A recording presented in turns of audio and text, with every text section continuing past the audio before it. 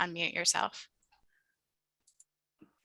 Good evening, everybody. My name is Matthew Penji. I'm president of the Warminster Historical Society. I've been running the Historical Society for about a little over 5 years now. We do a lot of speaking engagements like this. We do a lot of information if homeowners or people want to know about different things within the township or within Bucks County. We're the kind of that middle resource to help those people out as well as provide the information. Definitely follow us on Facebook, Warminster Historical Society. We do post every Friday. We have informational posts about different things within Warminster, Bucks County, and all types of things. And really it was a passion for history and enjoying just community and all that. And I found this just finding kind of close to me, and it's just something that I enjoy. And, I enjoy our area is just full of history, and it's in all types of, different neighborhoods, different townships, different people, different things. A lot of people may not know about Ivyland. Ivyland's a very small little township, and I wouldn't even call it a township. It's like a brother sister to Warminster, so that's definitely, we just did a little post about that on Friday about their, their little, their little deli that they have there. And that's been around a very long time, 1800s, 1900s, and forward. So it's been, in the area for a while. But, I appreciate everybody coming tonight. Thank you for Robin for taking the time out tonight to join us. Thank you for, Warminster Library and Heather there for, hosting us here tonight. And I hope you guys enjoy. I've heard a lot of great things about Robin. I've met Robin a couple times as well. And, you're definitely in for a treat tonight. So I hope you guys enjoy. And, thank you for supporting, history. Thank you for supporting the Historical Society. Thank you for, just being on the journey, the past 5 years. So we do appreciate that. So enjoy. And, I'll give the floor to Robin. Thank you. Thank you, Matt, so much. Nicole and I met Matt. I want to say, Matt, it was 2 or 3 years ago when I first started the preserving the books, correct? And Matt had found a book in a barn. I guess you got it in an estate sale. And I'm still looking for a couple books, but I was looking at the time for book 1 and book 2, the originals. And one of my staff members met Matt at a fair, I think a genealogy fair, and took a picture of this book that Matt had. And oh my gosh, it was book 1. So I lured Matt into the office. Remember, Matt, I lured you in there. You brought the book. And then the book turned out to be a ledger for a grocery store in Warrington. Beautiful book. But oh my goodness, I was disappointed because I really thought I had really found book 1 or 2, and I was very excited. But Matt, I got to meet you, which brings us here tonight, which really makes me so excited and happy. This is so much fun. Nicole and I love to do this. Everyone, Nicole will wave, and she will be helping me with the history part of the presentation. Matter of fact, Nicole did this PowerPoint for me. So Nicole and my story starts 4 years ago almost, when I was elected Recorder of Deeds in 2017. In 2018, when I took over the office, I have a real estate background, a management background, a title company background. And when I took over the office, I realized that the Recorder of Deeds office was like life. We don't know what we don't know. And I had gone, are we going to start our PowerPoint, Nicole? I had gone to a Recorder of Deeds meeting in April of 2018, and I met this wonderful woman. You're going to see her picture here in a minute when we get our PowerPoint going. Here we go. Here I am at the Warminster Library. Well, here I am at this. Okay, we're good, Nicole. We'll go to the next one. So I go to, yes. Sorry to interrupt, just real quick. If anybody is having problems where they can't see the whole slide, if there's too many boxes of people showing up, if you scroll over above Robin's head, there's a little minus sign that you can click, and that will make it so you can see all the slides. Great. Yeah, because I want everyone to see these pictures because they're going to be great, Heather. So this is Mary Ann that I met at one of these recorder deeds conferences in April of 2018. She was the recorder of deeds for Blair County. And again, I don't know what I don't know. She starts telling me about her office and that she's got these old deed books and record improvement money. And I'm like, what is she talking about? So I come home. Now, remember, I'd only been the recorder of deeds 3 months. I come home and I say to the staff, do we have any old deed books? Because I know that my main job as recorder of deeds is to maintain and protect the record of the county. So they took me out to the warehouse and they showed me our old deed books. So here they are. Now, if anyone came into the office, if any of you came in and you said you really need to see book, say 33, my staff would have to run to the warehouse, and it's located at Alms House in 611 for those of you who live local, and dig through this mess and find book 33. So all these books had been scanned, and that's why you can see they're tied with string. So the pages are messed up, they're tied with string. String is an enemy of paper. I've learned so much in this journey. It has really been something. So I looked at it and I was like, oh no. And there's 700 of these books on the floor.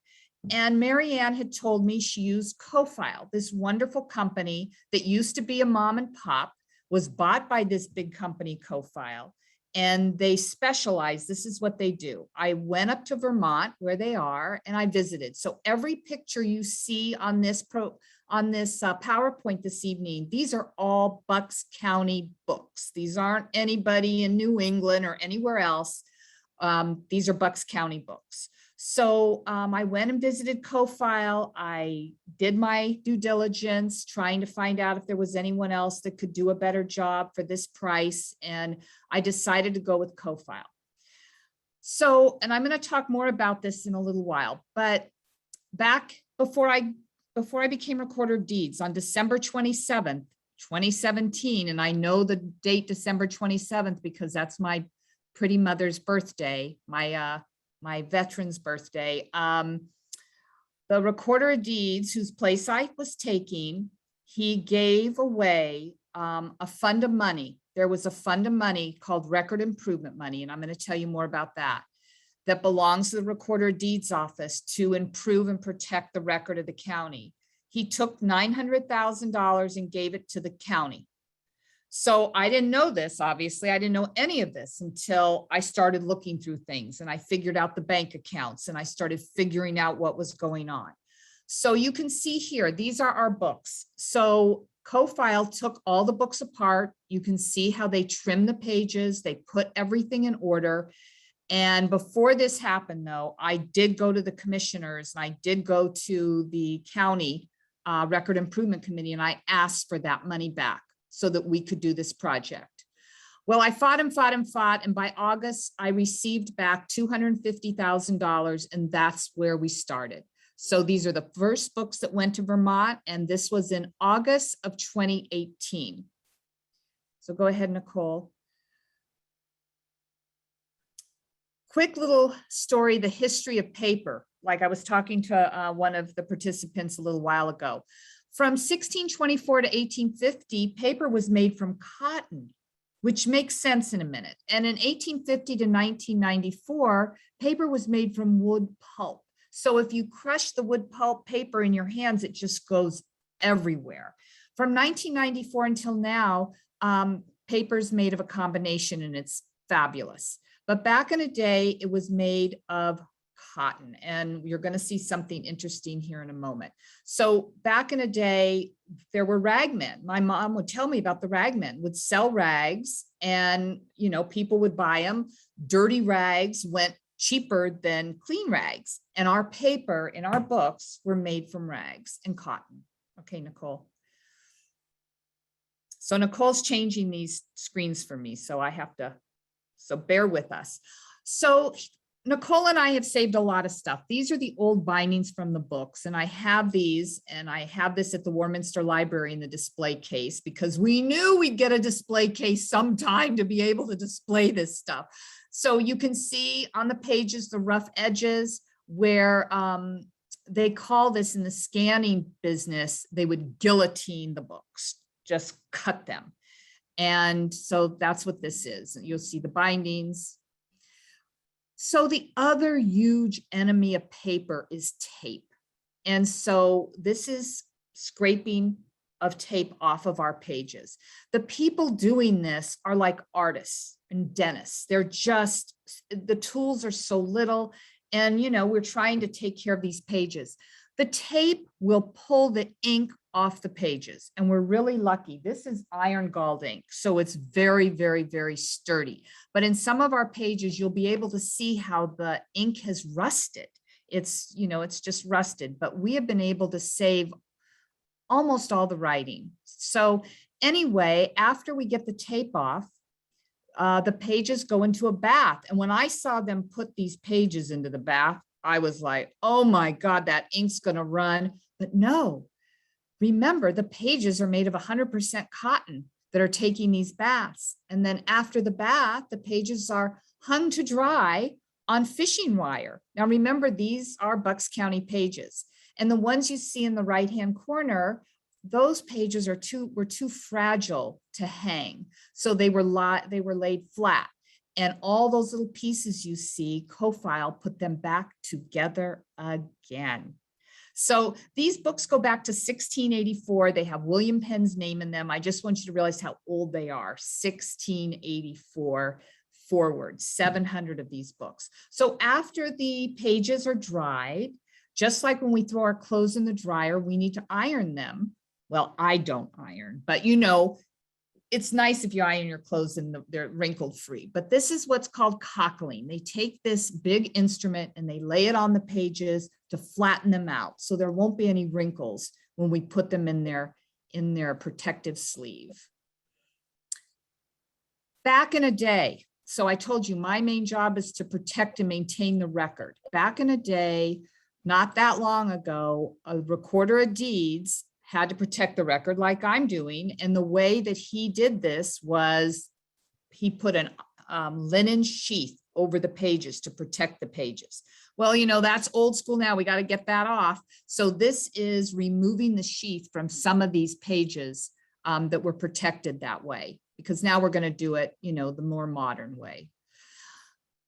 And those linen sheets were glued on there with paste, and it's old white paste like I used to have when I was a kid, probably many of you too. And it has to be scraped off with this spatula. So you can see all the residue in the white from the, oh no, I'm in the dark. I have to tell you guys. So Nicole and I are in our county offices where we have lights that go on and off to save energy. Woo! So now, I'm back. So after some of the pages that could not get the tape off would go through a solvent bath. And this is a chemical to help remove the tape. I want to talk a little bit more about the tape. I have staff members who've been in this office for 30 years. And they say to me, Robin, I'm so sorry. I taped some of those books. And, you know, and I understand, because I would think too, you know, that the page is ripped, well, tape it. Well, the worst thing you can do. And one of the reasons our books cost so much to preserve is because of all this tape. And as you can see, more tape, tape, tape. So please don't tape your books, because it will pull the ink off the pages. Very hard to get off. And Nicole and I have saved some tape, and you can see the ink that has been pulled off the pages as residue on the tape. So we had tons of this tape. We saved a little bit of it. Remember, we had 700 books. We have 300 more to do. We have almost 400 finished. After the tape is gone and we're ready, we do this deacidification process. This is a chemical. Now remember, this company's in Vermont. They have promised me everything is environmentally safe. And a little gallon of this chemical costs $400 for just a little bit of it. Very expensive, but hopefully it's going to do the trick in preserving our history. Now, how do we repair our rips? You know, instead of using tape, we use Japanese linen. And when you're able to come in and visit us and see our books, you'll be able to see how beautiful this linen looks on the pages. It's really, really wonderful. It just melts in and you really, your mind just kind of flows with it. And it doesn't stick out and go, oh my goodness, there's hot pink tape on the page. It's just very see-through and beautiful. And that's a little flat iron that the Japanese linen is adhered to the pages with. And then the pages are inserted into their polyester mylar sleeves. And these are IV protected. So, we can put them out in the light. I don't put them out in the light.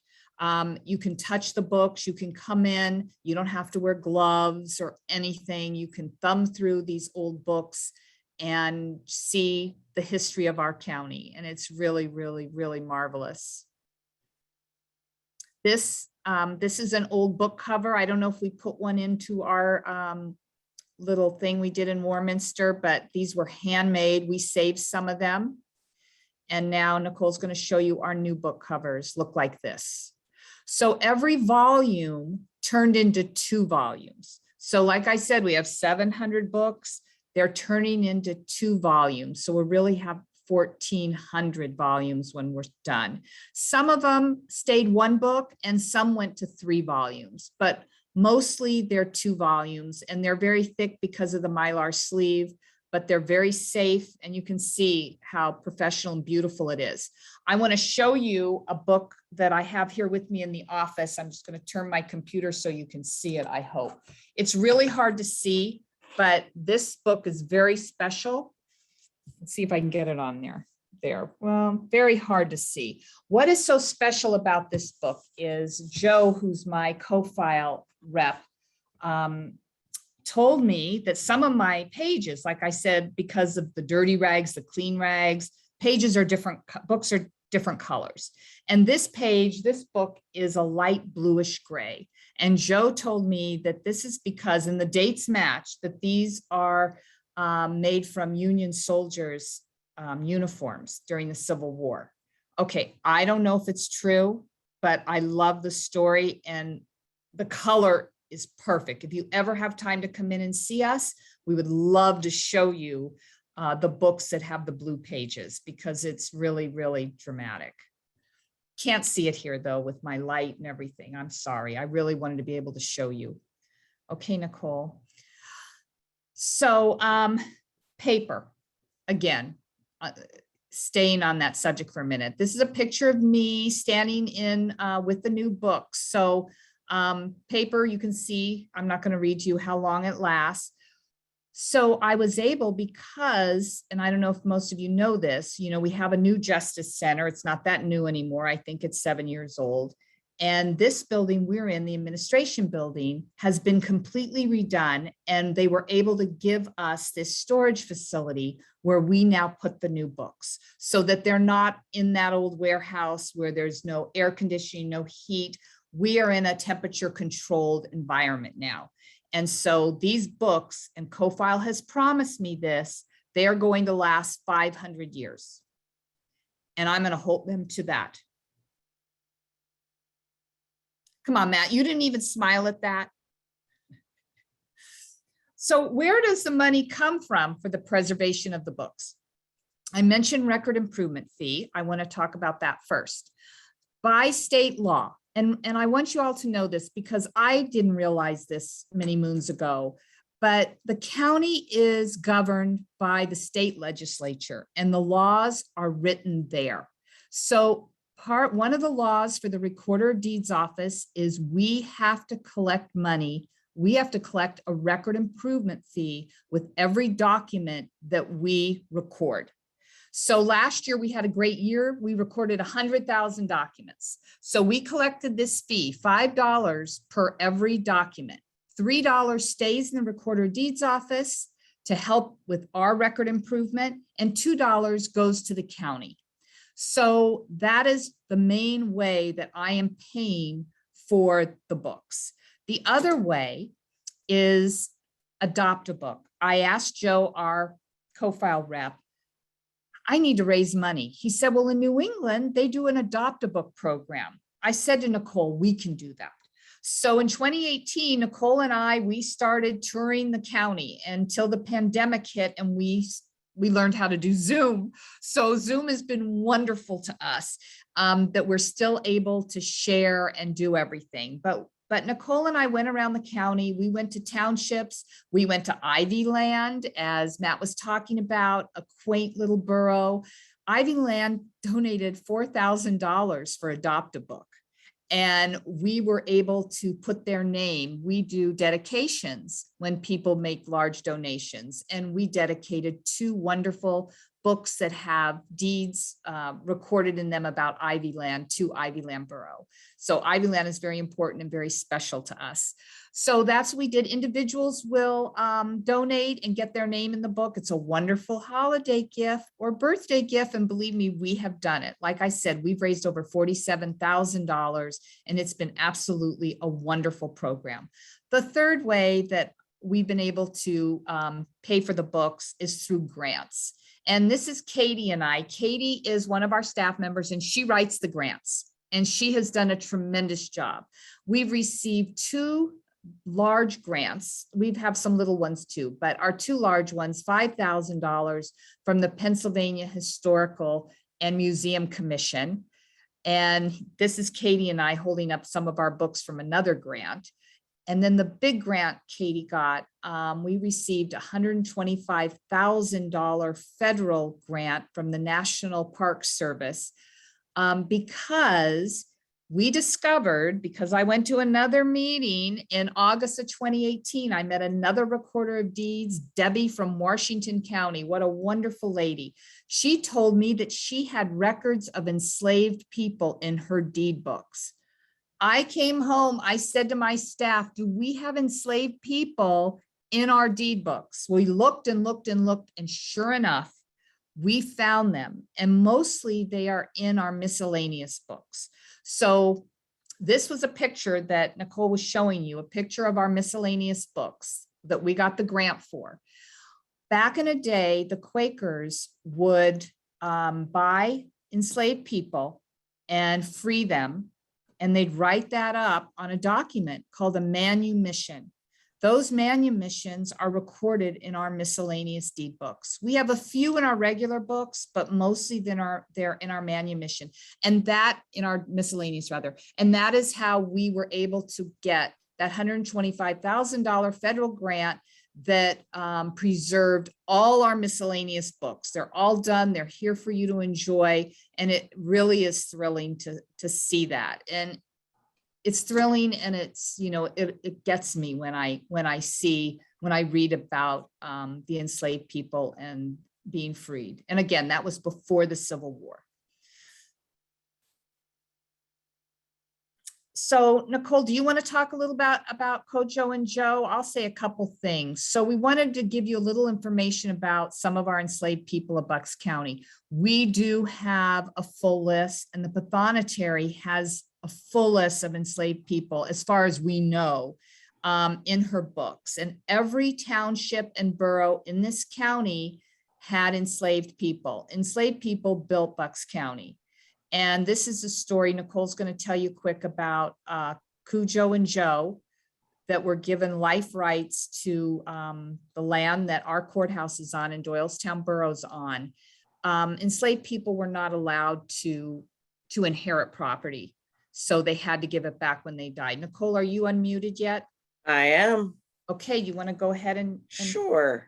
So Kujo and Joe, they were enslaved people of Jeremiah Langhorne. So when Jeremiah Langhorne passed, in his will, he did give life rights to Kujo and Joe, and actually all of his other enslaved people. So he actually, I believe he did free them, and then he did give them life rights to land. Kujo and Joe got about 350 acres. I believe it was 350 acres. That is what is now Doylestown Borough. The other enslaved people got a tract of land. It was called the Guinea Tract. And I believe that was down more toward Langhorne. So, but Kujo and Joe, they must have been favorites of Jeremiah Langhorne. So they were given something a little more special. Cujo did end up giving up his life rights to his section of land. And it's said that it's possible because he just missed being with those, like what was then his family at that point, the other enslaved people. So he did give up his life rights to the land, and I believe he went back and was with the rest of his family on that Guinea tract. Then Joe, it does say he did end up settling the land, and there was possibly some cabins on the land. He did work that until his passing, and that was then sold. Both sections were sold to Isabella Crawford, and she ended up, she bought it, she divided it into larger lots, and that's basically what is Doylestown Borough today. On this page, you can see the ad that was placed in the paper for this land. It was this was Joe's land, so that was 160 acres. So it was 300 acres total. It was split between both of them. I believe Joe did end up getting a little more, just more of a error when they were drawing all of this up, that Joe ended up getting more. So it is said that there were cabins on it, and Joe did settle that. So then next we do have another, a former enslaved person. It was County Cornwall. He was the first African-American to own property in Bucks County. And I know Robin likes to say possibly in the United States. What was it, at that time in the United States. So this is the County Cornwall house in Newtown. These are, you can find there was 5 properties total. These are the books and pages in our books where you can find them. And you can go take a wonderful little walking tour of Newtown Borough and see County Cornwall's house. It is absolutely stunning. It is beautiful. And I guess I'll talk about this real quick, Nicole. And around the corner from County Cornwall's house is this beautiful home. This was this Edward Hicks' house? Edward Hicks, yes. Who was the artist who did the Peaceable Kingdom. And again, and maybe you want to talk a little bit about it, Nicole, I visited this house and it is absolutely stunning. And there's even more on the street. It's really worth, if you love history and you love these kind of homes, to go to Newtown Borough. Go ahead, Nicole. So County Cornwall was actually, he was enslaved by the Hicks family. So he was actually named County Cornwall after the county in which the family was from in England. He was born as they were coming over to Pennsylvania. So he's born at sea. And Edward Hicks, it was his family that was that owned County Cornwall. And I believe it was his uncle that owned them. It gets a little hairy because there was a lot of Edwards and a lot of Charles Hicks. There was a couple of them, so it got a little hairy when I was doing the research. But basically, Edward grew up with County Cornwall. He would call him Corn, like that was his nickname.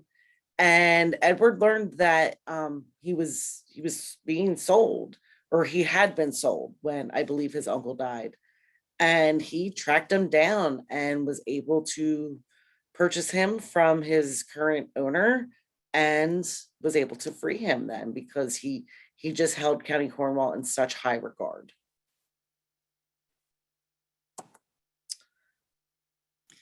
So just a little bit about the history of Bucks. I'm sure a lot of you know, we are one of the 3 original counties in Pennsylvania.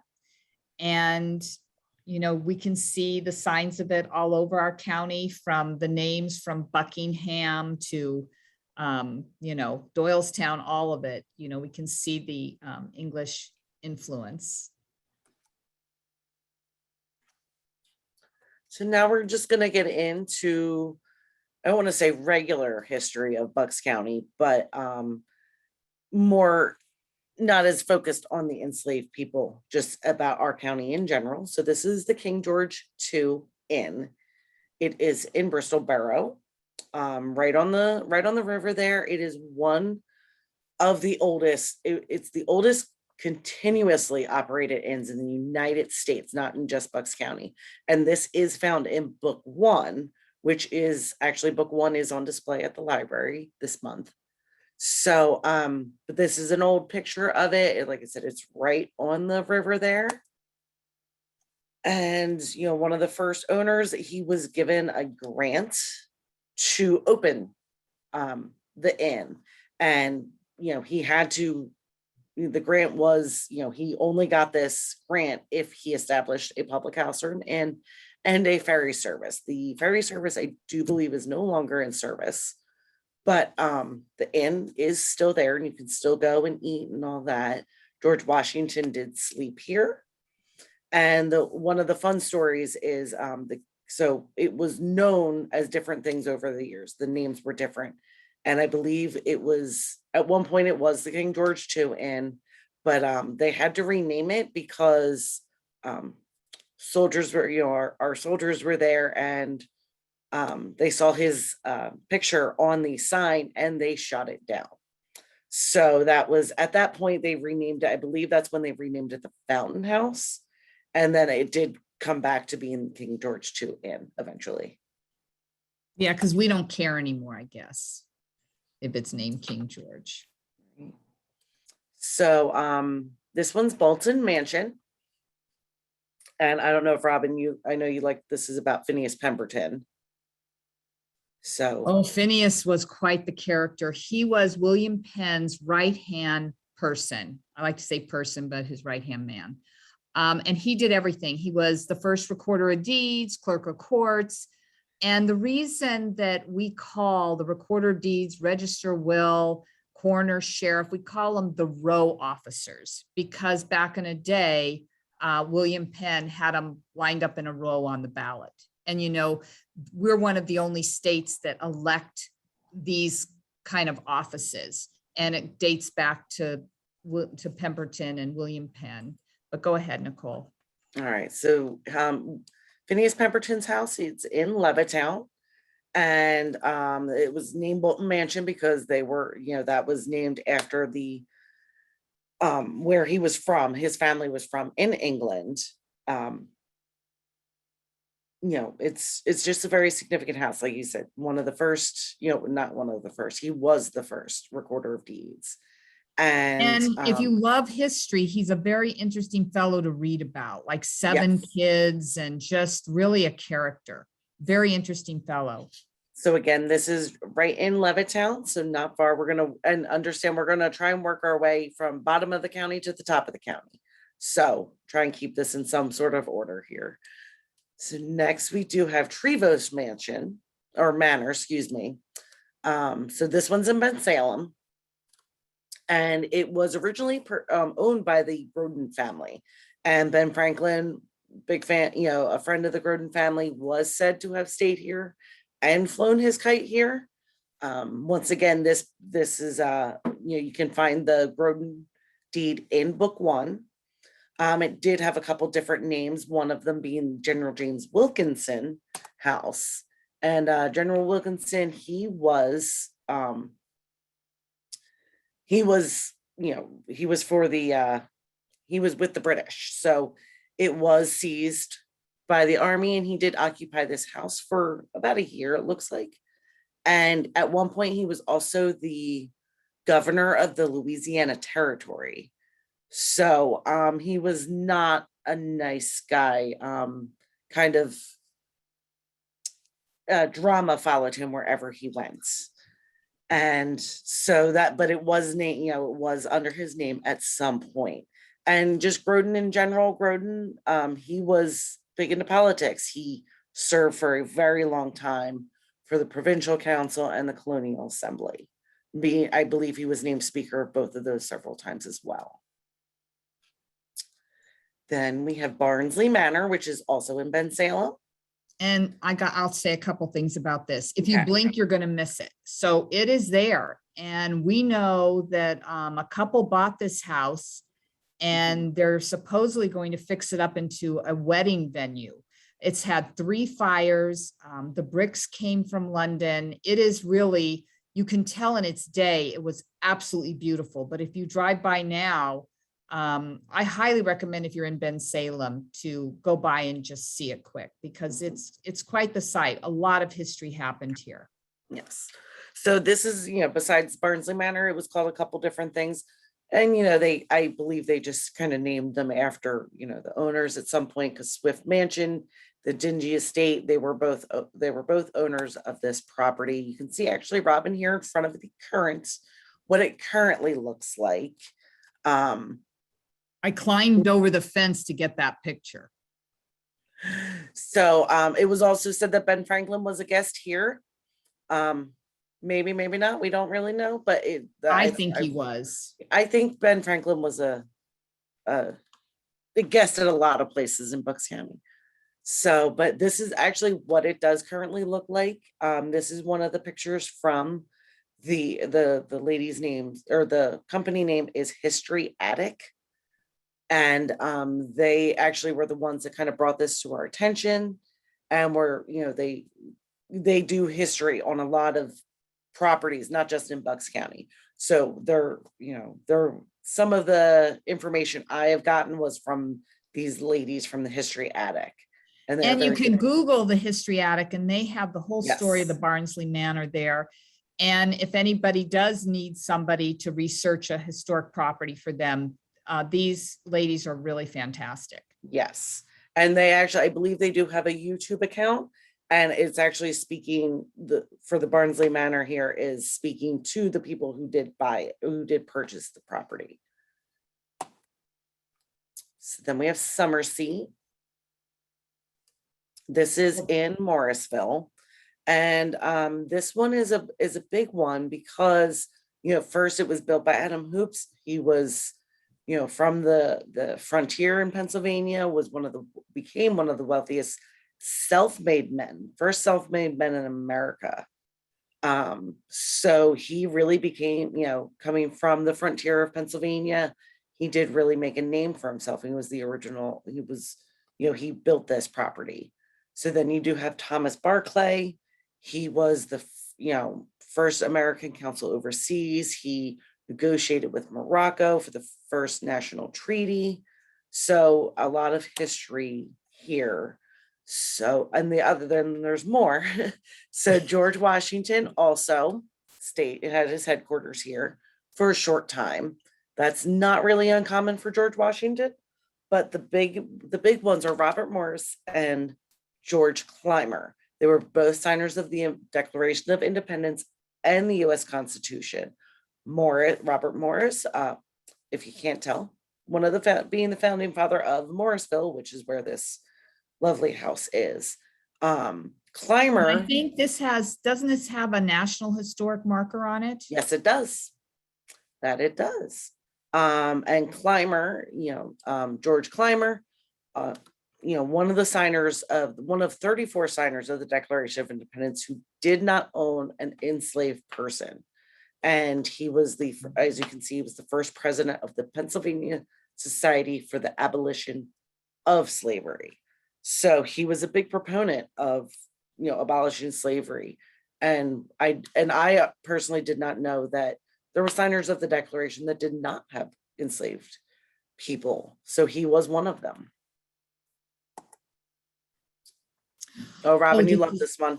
This is my story. So this is the Duchess of Luxembourg. And during World War II, Hitler marched across Luxembourg and took it over, and she and her government became exiled, and they fled to Canada. From Canada, she came down here to Middletown in Bucks County, and she bought a working farm, and her working farm supported her government during World War II. She also traveled the whole United States with President Roosevelt to keep Luxembourg's name and cause alive. And what's really fascinating is when we go to the next page, her home is still here, and Lake Luxembourg, was her farm and her property, but it's Core Creek Park now. And a couple Christmases ago, the Langhorne Garden Club had her home opened up for a Luxembourg Christmas. So maybe after we get through the pandemic in a couple years, something like this will happen again. but I just think that this is so cool that that's where Cork Creek Park, a little history of Cork Creek Park and royalty in Bucks County. Everybody's lived in Bucks County, right? And then during the pandemic shutdown, my kids, I was looking for things to do. And of course, I'm all into my historic deed books and history in Bucks County. I found where Joan Rivers had a home in Northampton Township, and it's very close to Warminster, right off Alms House. If you go down to Alms House and make a right and just keep going, you're going to see Beverly Hills Road on your right. Drive down there and you're going to see, well, you really got to look to find Joan Rivers' home. But she wanted to move here. She and her husband were friends with a builder who convinced them that they really needed a home in Bucks County. Here's a picture of it. I was chicken to go all the way down the driveway. I took this picture. But this is a picture of it. It has an indoor swimming pool. So she and her husband built this home. They never lived in it. He completed suicide. I think probably a lot of you know, if you know about Joan. She wanted to make her little area there a separate borough and call it Two Ponds. But that never got off the ground. Lots of legal fights with Northampton, and it didn't happen. So she never lived there. She wanted to have a studio in the basement. And, this was going to be the East Coast, film Hollywood. production, Hollywood, of the East Coast, but it never happened, but it's still there. And the house is usually for sale, every so often. Go down, take a little field trip. That's what I did with my kids and they loved it. Of course, like I said, I was chicken to go down the driveway. I don't know if anyone lives there now, but there it is. Book 2765, page 469. Oh, the spread eagle inn. Nicole's going to talk about this, but again, this is still around too. And it's just wonderful. We still have these old buildings. This is on the corner of 2nd Street Pike, I believe, and Alms House. After Joan Rivers' house, keep going and you're going to see it on the right. And it's in the middle, it's in the edge of a strip center. So want to tell the story about this, Nicole? Sure. So, when it was built back in the, early or late 1700s, it was known as the White Bear Inn. So it was one of two. There was the White Bear Inn and the Black Bear Inn. This was the White Bear Inn. So this is what it looks like now. And it was moved. I believe it wasn't moved far, if I'm correct. But the White Bear Inn and the Black Bear Inn, basically they were two opposing taverns, and the Democratic Party gathered at one and the Republican Party gathered at the other. And that's where they would, meet to come up with whatever they were coming up with. So I believe Same thing today. Yes, Same thing same thing today. today. We meet in Doylestown. The Republicans meet on Broad Street and the Democrats meet on Court Street. Nothing's changed. So it was in the same family for about 50 years. That's when it became the Spread Eagle in about 1939. And I believe, Robin, you have said that there used to be a painting with a twist in there. Yes, but since the pandemic shutdown, that's gone. And Okay. I drove by it the other day. I can't remember what it said, but the building's still there. And Yep. we need to save these historic buildings. I hope that someone's using it soon because we don't want anything to happen to this. So then we have, now we're kind of back in Newtown with the Half Moon Inn. And actually, Robin and I did a presentation here. And it was, one of the oldest historic buildings in Newtown. It's right on Court Street in Newtown, and the Historic Society is in there now. I believe is who we did a presentation for. This was, it was a tavern and telephone company at one point, and at one point that was two separate. It was separated, and the Historic Society got one side, and then eventually they were able to excuse me, it's the Historic Association. And they were able to get the deed for both sides because it was split at one point, but it's one building. And that is, like I said, where the Newtown Historic Association is. It is a very cute little building. It's just very neat inside, and they have it. It's still very old looking. I say that kind of obviously it's an old building, but it was a very popular place because at one point the county seat was in Newtown. Very exciting stuff. This is one of my favorites. We used to have a lot of these 8-sided schoolhouses in Bucks County. This is the only one left. It's in Wrightstown. Again, if you blink, you're going to miss it, but it is absolutely adorable. And when the weather's nice, like it has been, and I don't know their hours, but it is worth going to see because you can go inside. They have it all set up like it used to be with little desk and the stove. And Nicole and I were very fortunate. We got to do a presentation in the schoolhouse on a very rainy day like today. But again, just a wonderful little spot. Go visit it. It's really adorable. And the Wrightstown Historical Society is taking really good care of it. Yes. So now we're into Warminster. And Matt, I am not sure if maybe you wanted to give us a little information on Craven Hall because you are probably a better expert than I am. Actually, I hope you are a better expert than I am. I hope so. Put me on the spot here, right? Yes, we did. Thank you. So Craven Hall, John Fitch Museum, for everybody that doesn't know, the steamboat was pretty much tested, built, and, on the Neshaminy, which is right up, York Road right there, by the Mulligan House. Supposedly that's where it took place at. Craven Hall, Eric Fisher is the president over there. He's been running that for over 50 years now.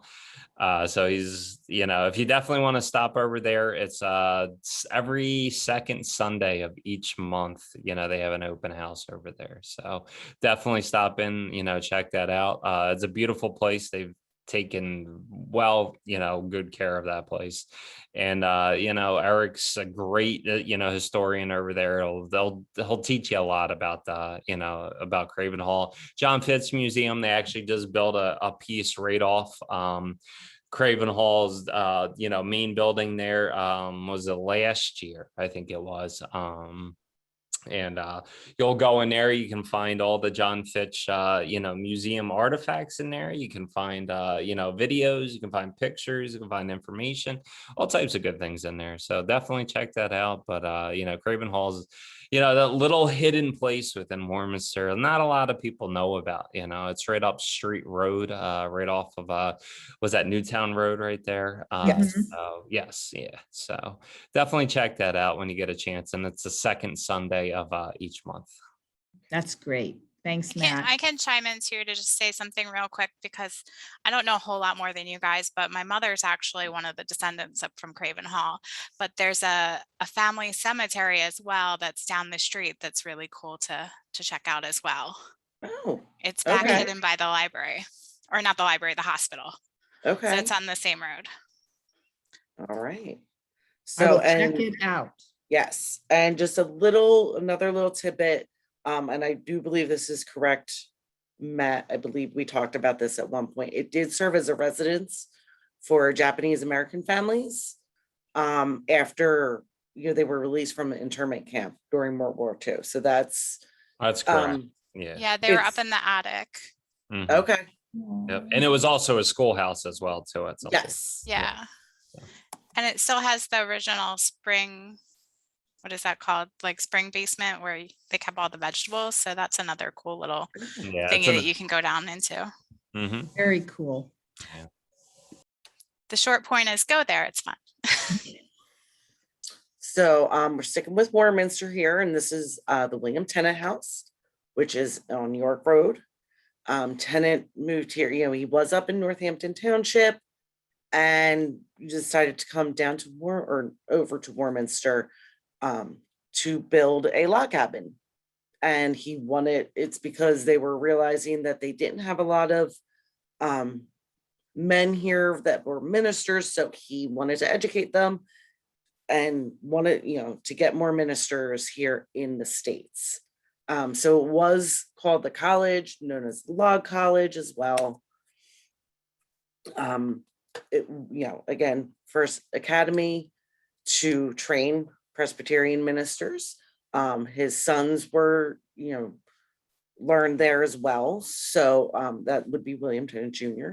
And he was actually one of the people that became trustees for the College of New Jersey, which then became, that just escaped my brain. College of New Jersey is now Princeton University, I believe it was.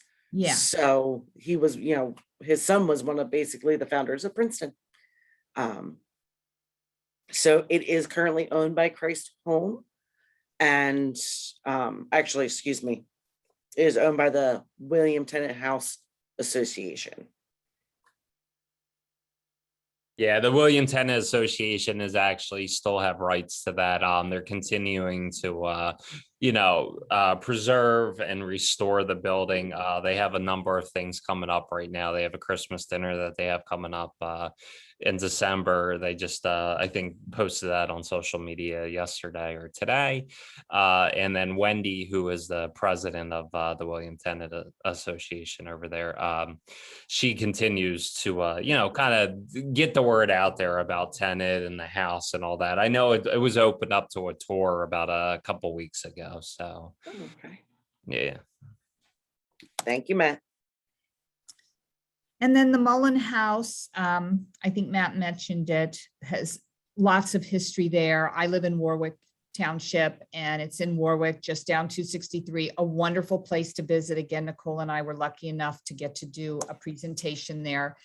George Washington stayed there for about 2 weeks. He met with General Lafayette. And I think that's the first place, Nicole and I have been told, where the flag was flown. The one that Betsy Ross probably didn't do, but the one that we credit her with. So anyway, it's a lovely, lovely property. You can have a picnic. We've got a new walking trail in Warwick now that starts at the Mulligan House and goes underneath 263. There's little Neshaminy Creek running through there. Anyway, it's really lovely to see. So then we're moving on to Buckingham Township. This is Bogarts Tavern, and it is right at the intersection of Durham and York Road. Bogarts Tavern because John Bogart married the original business owner, Henry Jameson's widow. So he purchased that in 1760. You can see it here on the bottom right-hand corner. General Greene did make headquarters there, and that's where, he ordered, the Durham boats and everything for the Battle of Trenton, for one of the battles of Trenton. And it does have a historical marker, Pennsylvania historical marker. And then the Thompson Neely House in Washington Crossing. This one owned by, originally by the Thompsons, and then William Neely married Thompson's daughter. So it's the Thompson Neely House, and they all did live there. Built a couple additions to accommodate the family. So Continental Army did encamp there in 1776, and it did serve as a regiment hospital during that campaign. And a lot of from the Battle of Trenton, the injured came here to heal up or recover.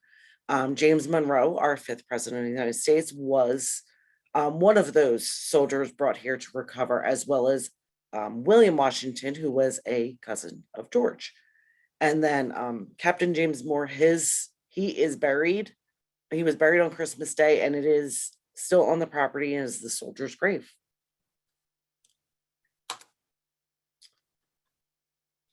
Oh, the haunted Logan Inn. Logan Inn, which is in New Hope.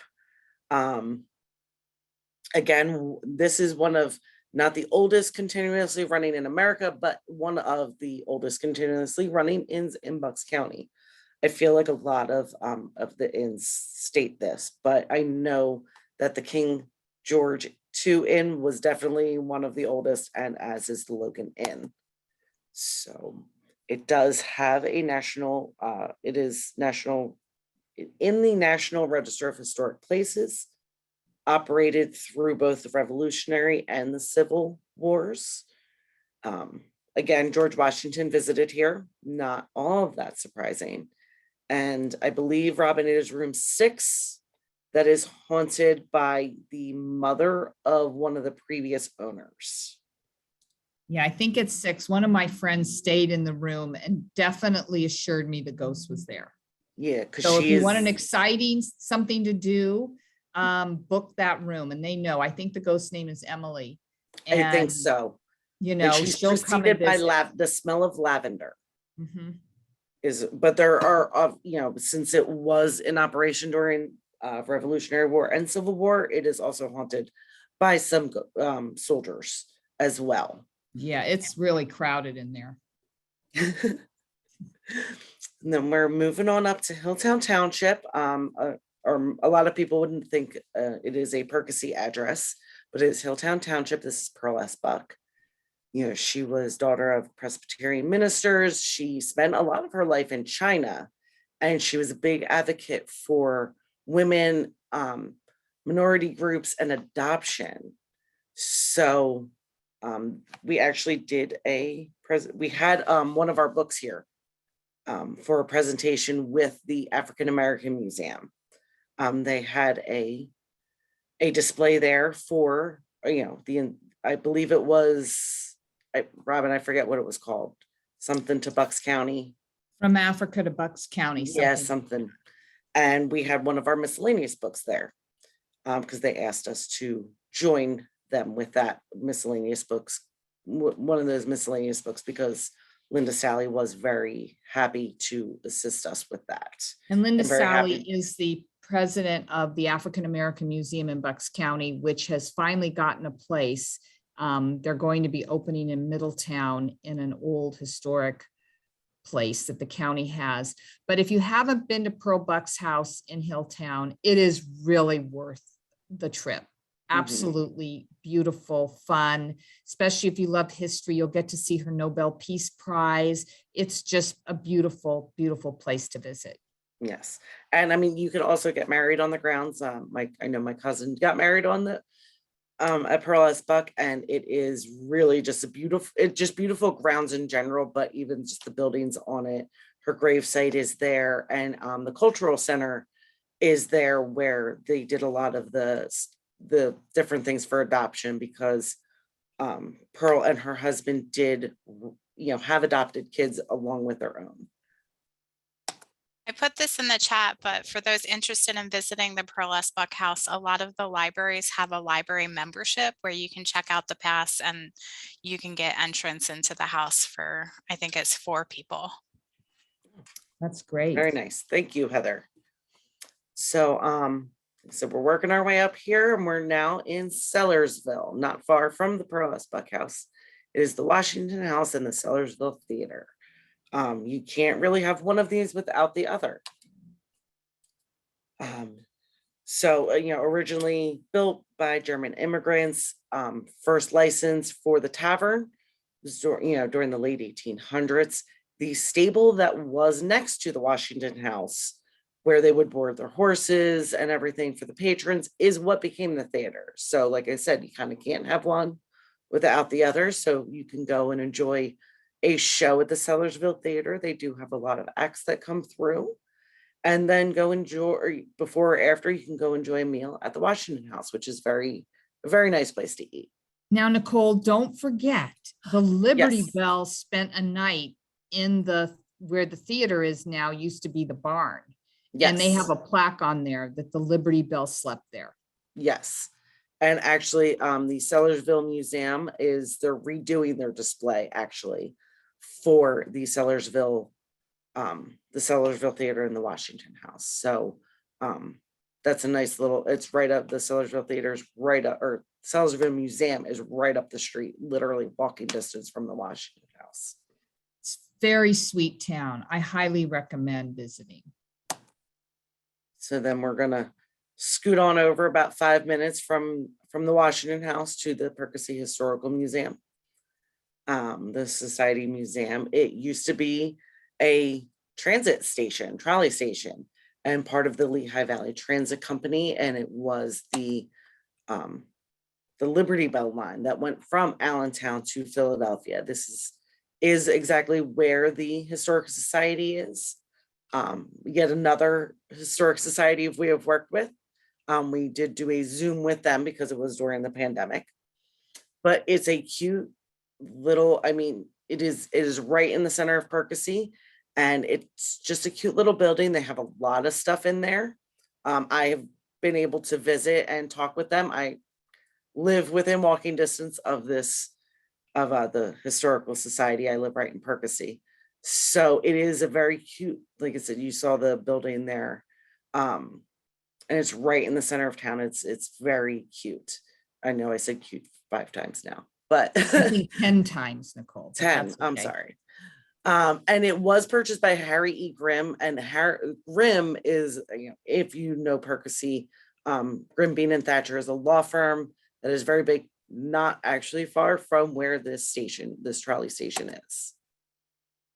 So sticking with Percy, we have the Hubert family, and I want to say this isn't so much history of a building. Oh, Robin, you went in the dark again. I know. Not so much of a building. It is about the buildings, but it's also about the Hubert family themselves. Ed and Walt Hubert moved up to Percy, and they started stitching baseballs. And they actually got a contract with Spalding and produced baseballs for major leagues. So, Babe Ruth hit off of these. Jackie Robinson, some of the big names in baseball really actually hit off baseballs stitched up in Percy. So the first place that they started was actually right from their house on North Main Street. And then because it grew so much and they needed more help, they moved to the other buildings still in Percy. So, and actually they family members and neighbors, and I think just about everybody in Percy at some point worked for the Hubert family. And David, Walt's son, did take over at one point and started stitching up softballs. He developed a softball there. So because at some point their Spalding contract did run out. So, and it was about 1990 that just in general, it did just come to an end of the tradition in Percy. Then we're up in Quakertown now. The Liberty Bell again. So this is a really cute building. It's built with Quaker architecture, excuse me. It's on 313 right before you get to 309. You blink, you miss it. But again, Quakertown is such a great place for some Bucks County history. And right down the street from this building are 3 or 4 other historic sites. So you can park and enjoy this. And like I said, this is the little replica of the Liberty Bell because it went through here on its way to Allentown to be hidden from the Redcoats. They wanted to take our Liberty Bell and melt it, and I guess use it for ammunition against us.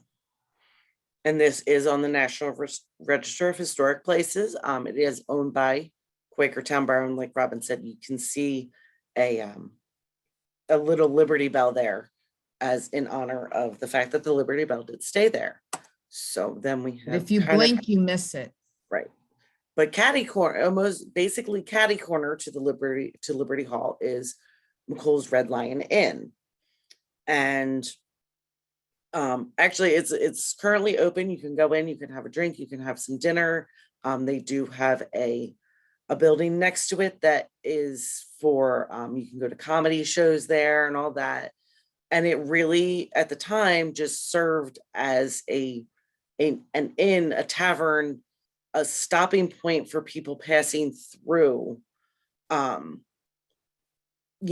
from Allentown to Philadelphia. So the big thing here, and I do remember how to say this, it is the Freeze Rebellion. I always thought it was Fries. I did grow up in Upper Bucks. I always thought it was Fries. It looks like Fries to me, but we were corrected, and we happily accept that correction. And it is the Freeze Rebellion. So it is actually on what they do called the John Freeze Highway. So basically, the rebellion was to protest taxes, and everyone there, they were arrested, and John Adams did pardon them, even though Alexander Hamilton did want them tried for treason and hung, but the president did step in and pardon all of them. So then we do have another one in Quakertown. So this is right down the street. So all of these you can park and walk. The Richard Moore House. Now, Richard Moore and his wife were conductors in the Underground Railroad. They helped save 600 enslaved people and send them on their way to freedom.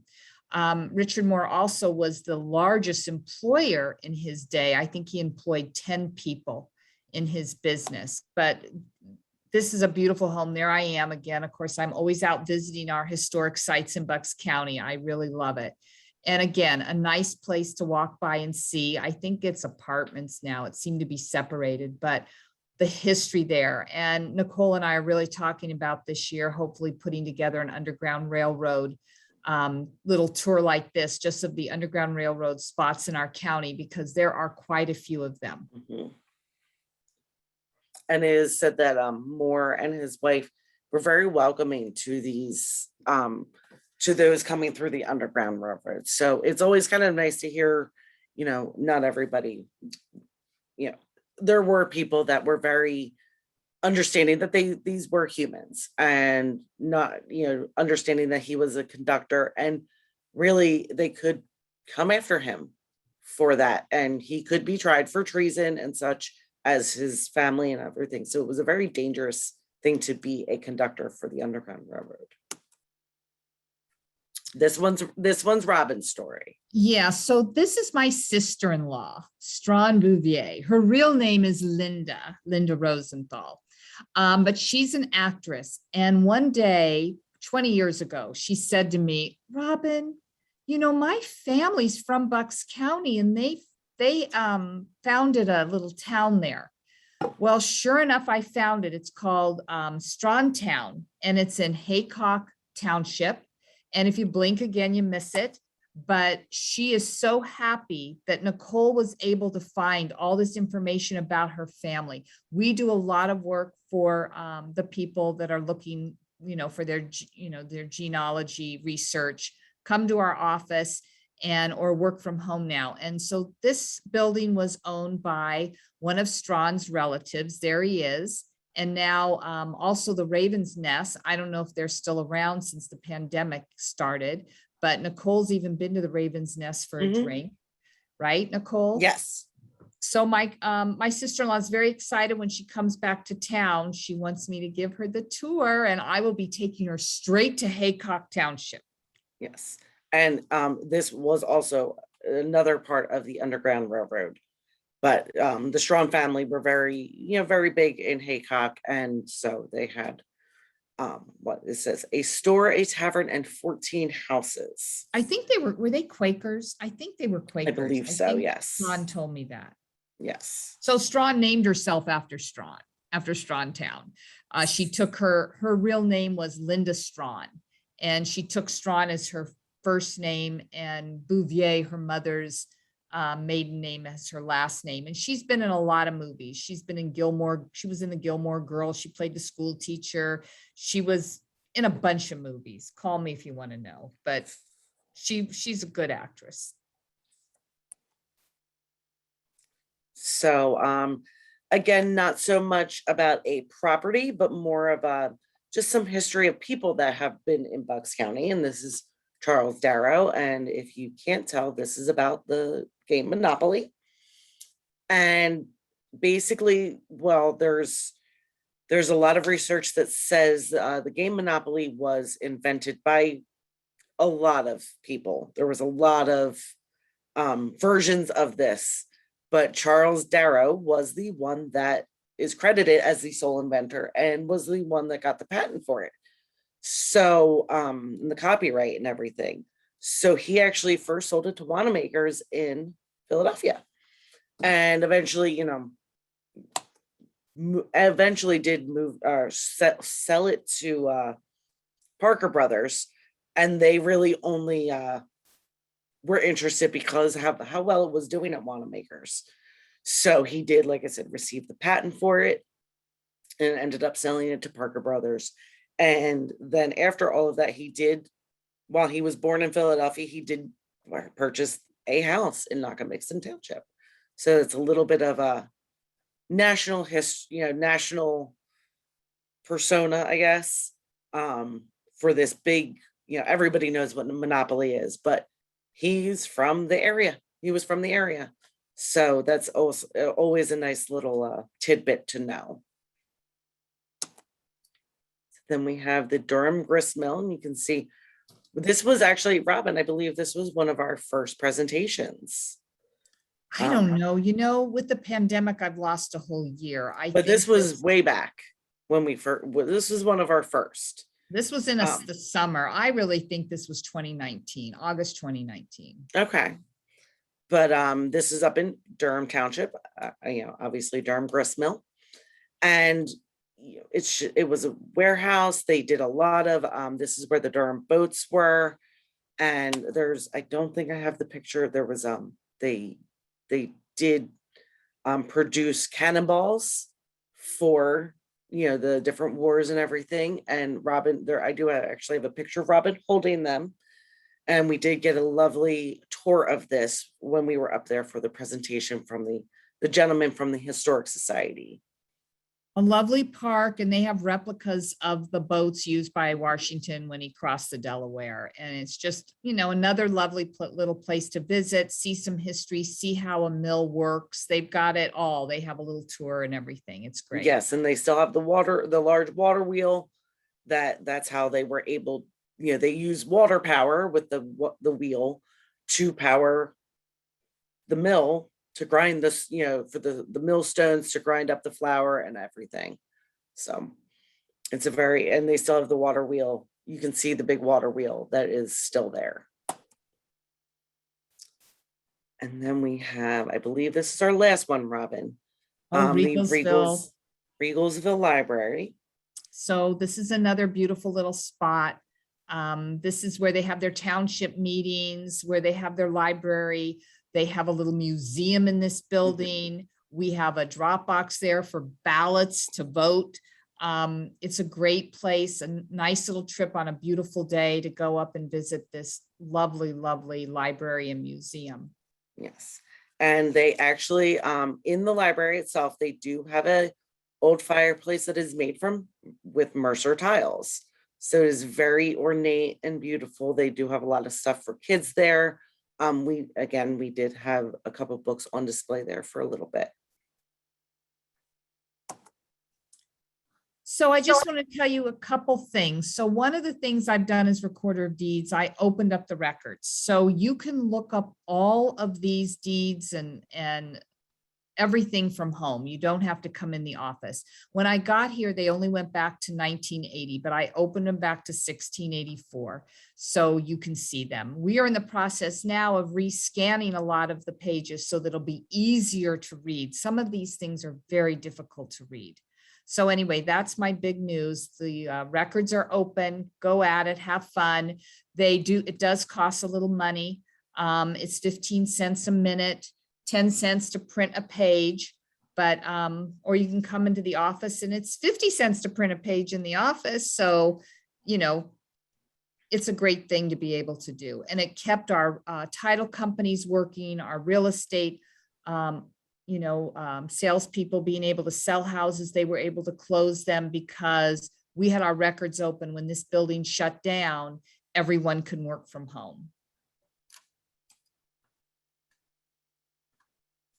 The other thing I've done, and I urge everyone to sign up for this if you live around here, probably not, it won't do you anything in Washington state. But when I came in, I felt there was a need to try to fight fraud and scams. So I started this fraud alert system. It will protect you against identity theft in our office. It's free of charge. You just have to sign up. And then if anything is recorded in your name in our office, you'll get an alert, either by text or by email, whichever you prefer. It's a great little thing to have. You never know when something's going to happen. I told you I live in Warwick Township. One of my neighbors at my little condo told me he also owns a home in Warrington. And he paid that home off and he announced it to his family at a big party. He's so proud of himself. He's going to just collect all that rent and just, have a heyday. A few weeks later, he received paperwork in the mail that someone had taken out a home equity on the loan in his name. Now, if we had had this system, he would have been notified right away and he could have called our office and we would have helped him. But because we didn't have this, it cost him $100,000 and took 2 years to clear it up. It turned out it was his niece and he did not prosecute. But just so you know, we do have this available. It's free of charge and it's just a great way to try to protect ourselves. And just so you know, it is on the Bucks County website on the Recorder of Deeds page. There's a direct link for this to sign up. And it's very easy. And if you have any problems, just call our office and we'll help you sign up over the phone. The other scam I wanted just for everyone to be aware of, and this is a nationwide problem. So it affects my friends in Washington and West Virginia or Virginia, wherever everyone is. So when you buy a house, you get a deed and it's recorded in our office and all of that information is public.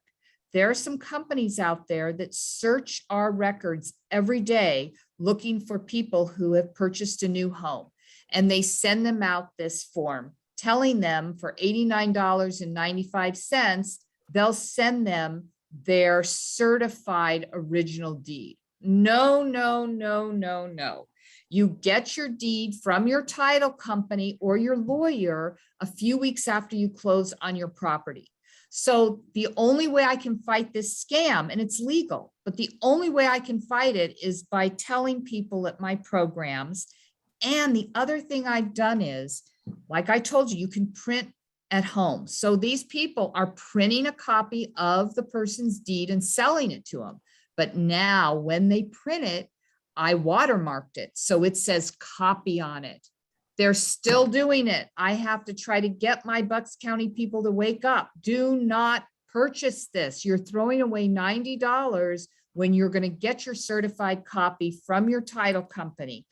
If you have a problem with your deed right now, if you can't find it and you want a copy, just call our office and we will email you one free.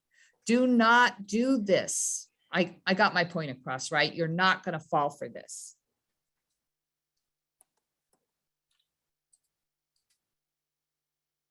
And that's it. This is our little social media page. Ever since the pandemic, Nicole's been doing this wonderful thing on Facebook called Did You Know?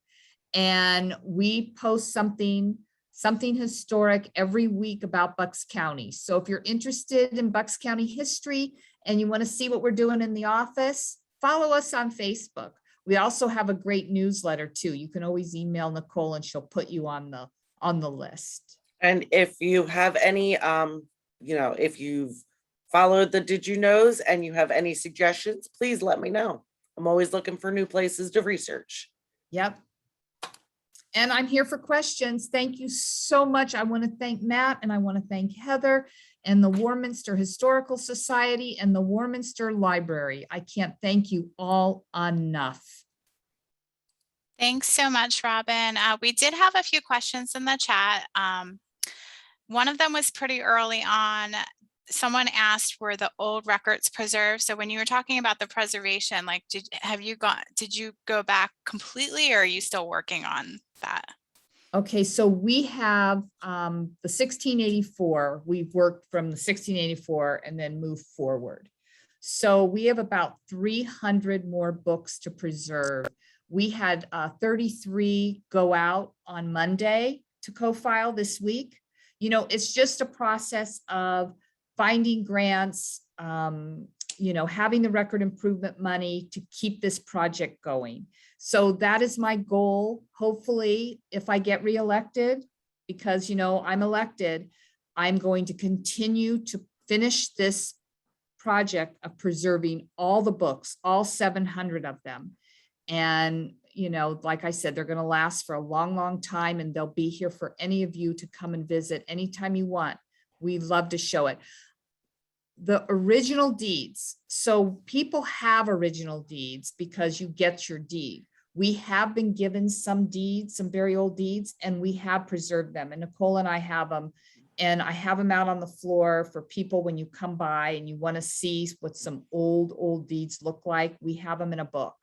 So we're very excited about that. Some of the people that we've met along this journey have given them to us. And understand that because these books were scanned into our system. So everything is scanned into our Landex system.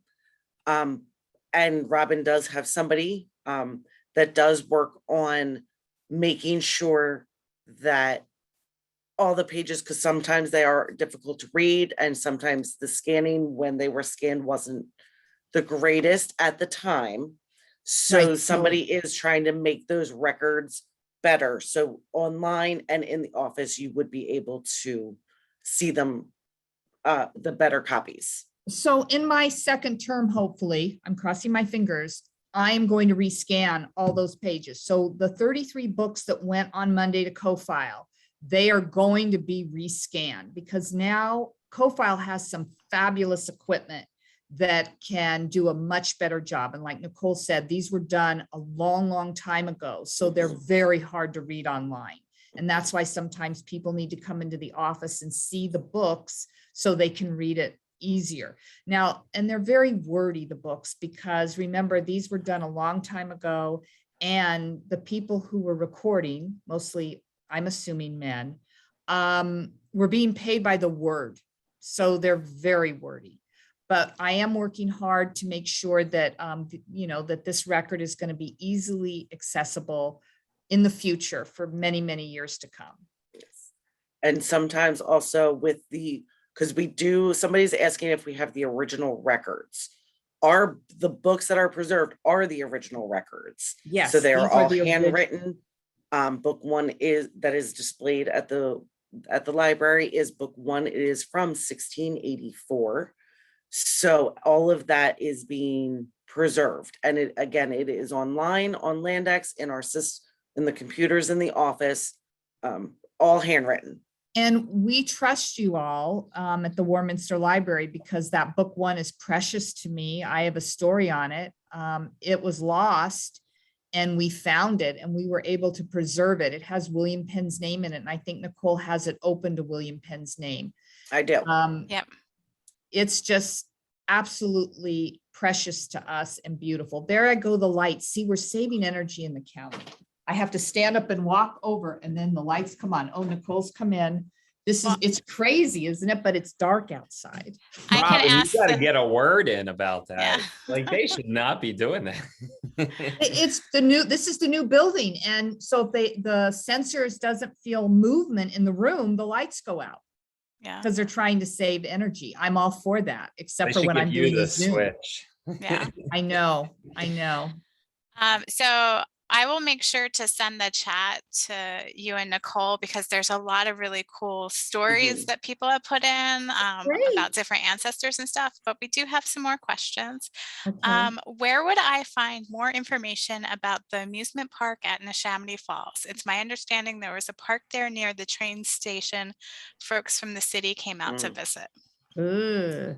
Nicole, we don't know, do we? That one I do not know. We'll look for it. I I'm can making a definitely note. look into that one. I might Did be the able to person put a find. phone number, some way we can reach them when we find something? Well, I was gonna say anybody can. I'm gonna put my email in the chat. Okay, good idea. So if you do have questions that we haven't gotten to, or that maybe we need to do a little more research on, you can email me directly and I can Yeah. try and get as much information as we can on that. Okay. Thanks, Nicole. That sounds good. And yeah, all of this will also be in the chat, so I'll make sure to send that to you, Nicole. Another person was asking if there's any recommendations for places that we can learn more about Joan Rivers estate. Well, one of my questers, I don't know if everyone knows what a quester is, but they're quester groups. They're a worldwide organization, and they're people who really love history. We have 36 quester groups in Bucks County, and one of my questers lives very close to the Joan Rivers house. So maybe go ahead and email Nicole, and I can put you in touch with her, because she even bought ice cream next to Joan Rivers' husband at Tanner's. So she really knows the whole story. So I'd be glad to put you in touch with her. Fantastic. Someone was asking about the Adopt a Book program. Is there a link that maybe you guys could put in the chat or direct people about that? That you can always email me as well. And there is more information on our page on the county website about the Adopt a Book Okay. program. And yeah, I'm trying to go through and see. Some people are asking, like, what is the number on the Clymer Avenue in Morrisville? I'm not sure what that means.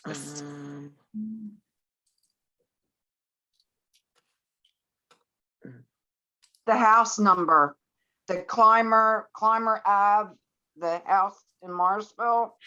Oh, from the presentation? Yes. Okay. The I- address to Summerseat is 130 Legion Avenue, and Okay. Clymer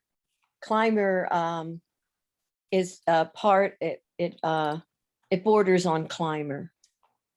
Does that help?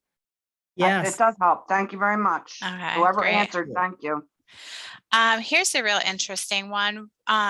Would you be able to help with information about properties that were seized from Loyalist? Like, that do you will guys have a record mean- of that? No, we do Yeah. not.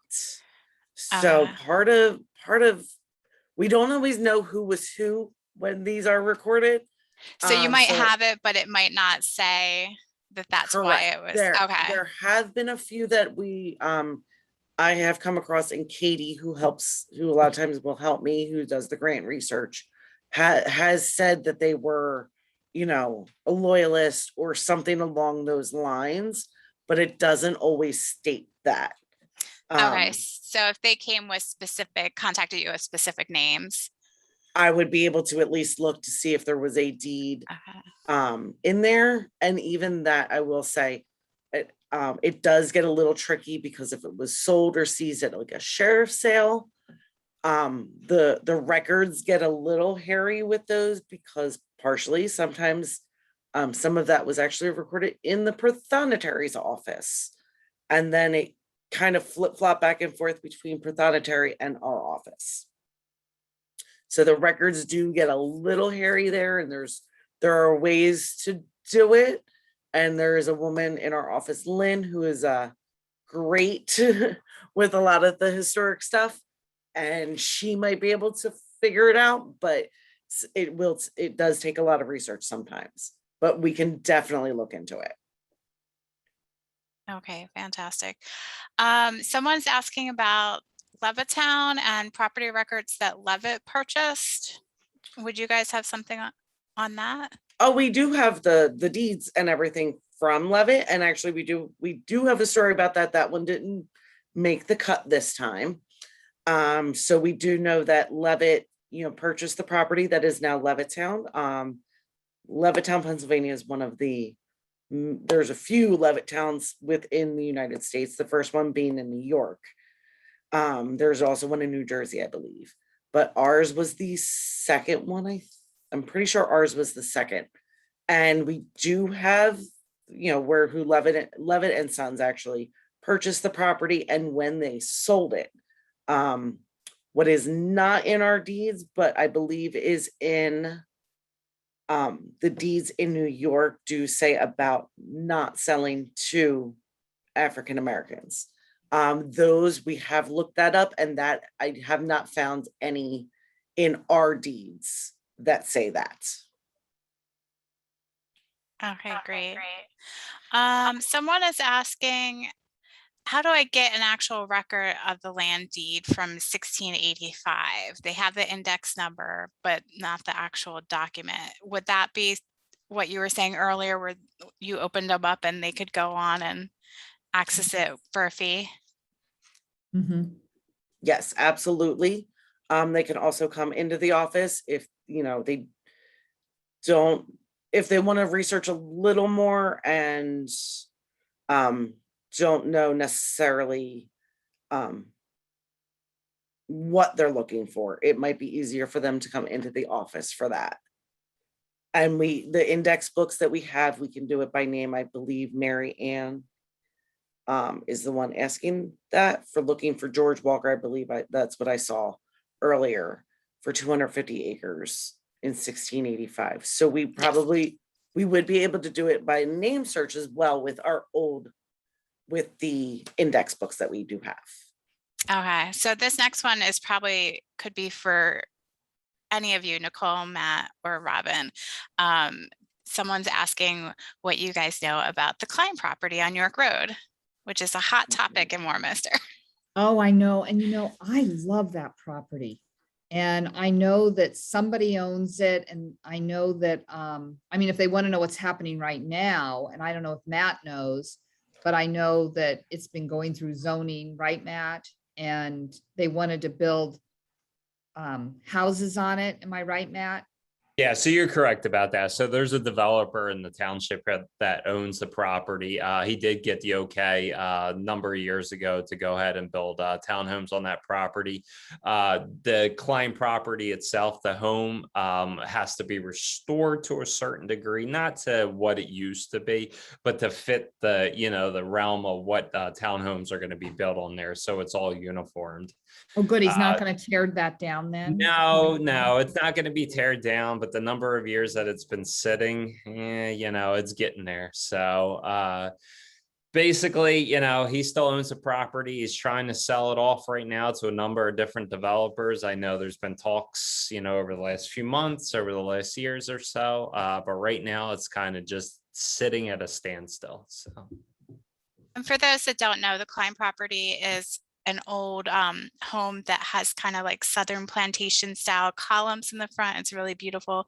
And it's right on the corner of York and Norristown, right around the corner from the Warminster Library.